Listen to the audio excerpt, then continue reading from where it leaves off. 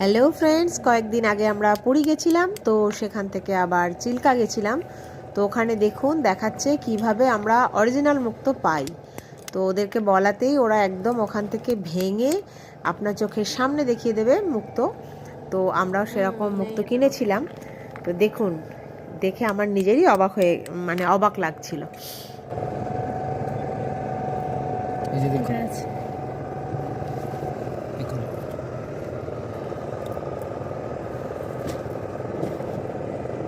দেখুন পুরো মারপেটের দিকে এগুলো নিয়ে গেলে আপনার কানে দুল, ইয়ারিং, লকেট, মালা ফালা করে জন্য দারুণ দেবে। এই মুক্তগুলো কানে দুল করে জন্য, আঙ্গুটির জন্য, লকেটের জন্য কিনতে যায়। এই মুক্তগুলো কোনোদিন সাইজে আসবে না, ওইরকম চেপটা গোল টেড়া ব্যাংকা ওইরকম আসবে।